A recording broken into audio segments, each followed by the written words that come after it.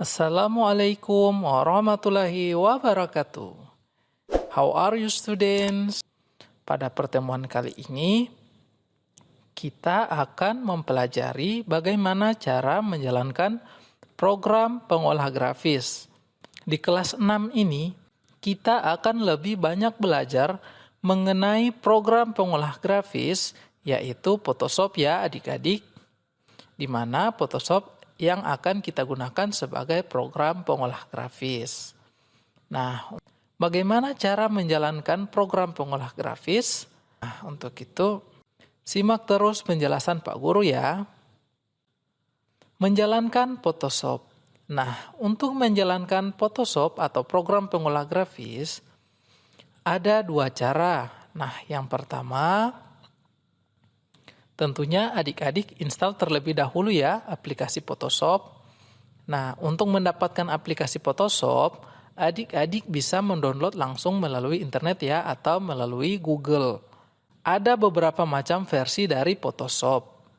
Mulai dari Photoshop CS2, Photoshop CS3, CS4 sampai dengan sekarang CS6. Nah, untuk contoh kali ini sebagai bahan pembelajaran kita, Pak Guru akan menggunakan Photoshop CS4.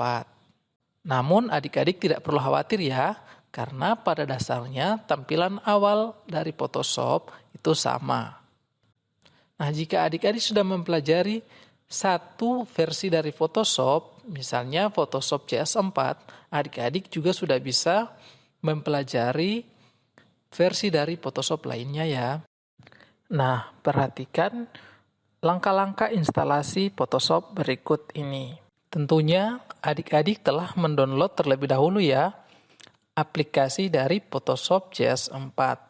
Nah, setelah adik-adik download, maka klik dua kali pada aplikasi yang adik-adik telah download ya. Kemudian klik Run.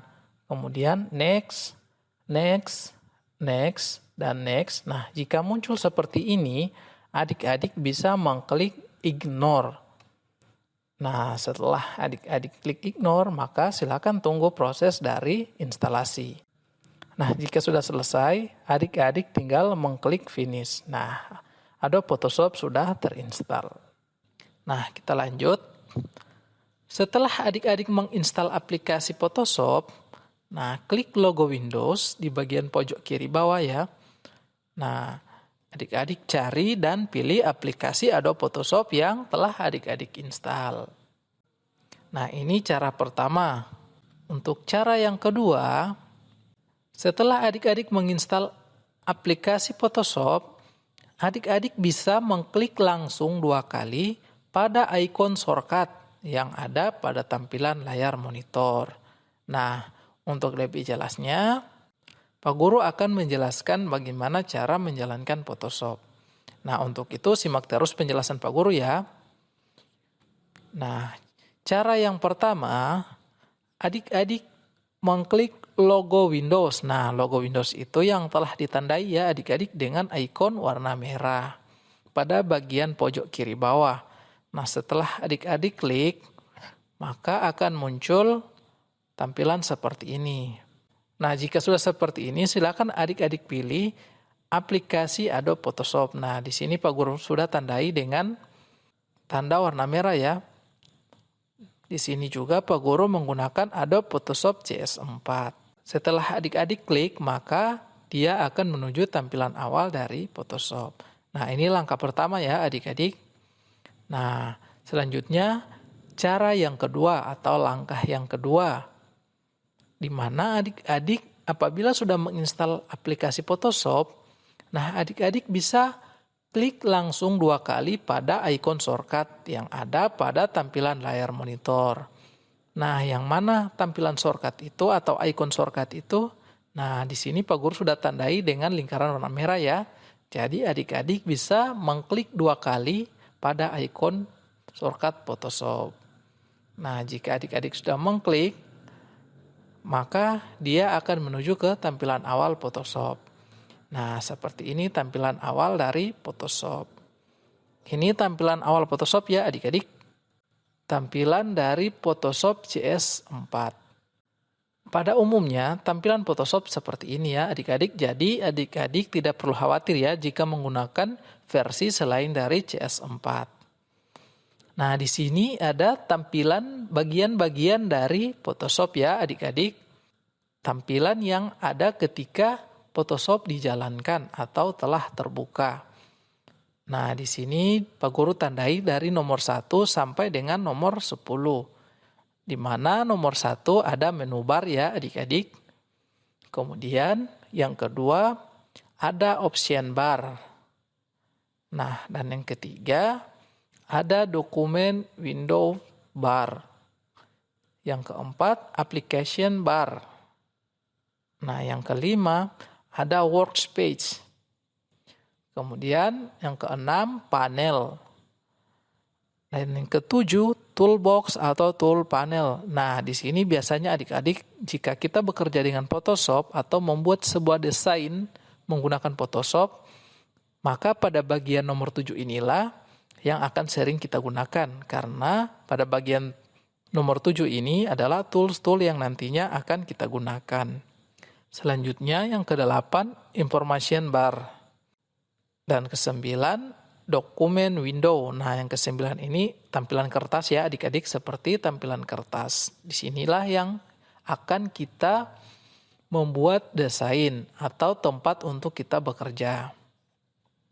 Dan yang terakhir, scroll bar. Nah, kurang lebih ada 10 tampilan utama ya atau tampilan dasar dari aplikasi Photoshop. Nah, untuk lebih jelasnya, apa fungsi dari tampilan-tampilan yang ada pada Adobe Photoshop? Nah, untuk itu ayo kita cari tahu. Tampilan halaman Photoshop. Nah, yang pertama atau yang nomor 1 tadi ya adik-adik, yaitu menu bar, yang merupakan bagian yang berisi menu daftar perintah, yaitu ada file, edit, image, layer, select, filter, view, window, dan help. Nah, menu-menu inilah yang nantinya akan kita gunakan ya adik-adik ketika kita bekerja atau mendesain menggunakan Photoshop. Nah, yang kedua option bar. Bagian ini menampilkan ikon pengaturan tambahan atau pengaturan khusus dari tool pada toolbox yang dipilih atau aktif. Jadi, isi option bar dapat berubah-ubah ya. Nah, maksudnya adik-adik bisa menambahkan tools-tools yang ada ke dalam option bar agar lebih mempercepat adik-adik untuk memilih tools-tools mana yang akan adik-adik gunakan. Kemudian dokumen window bar. Nah, fitur ini merupakan yang baru ya adik-adik. Dia baru dimulai dari Photoshop CS4. Jadi pada Photoshop versi sebelumnya itu belum ada dokumen window bar. Nah, di mana pada bagian ini akan ditampilkan seluruh dokumen yang sedang dibuka dalam bentuk tab.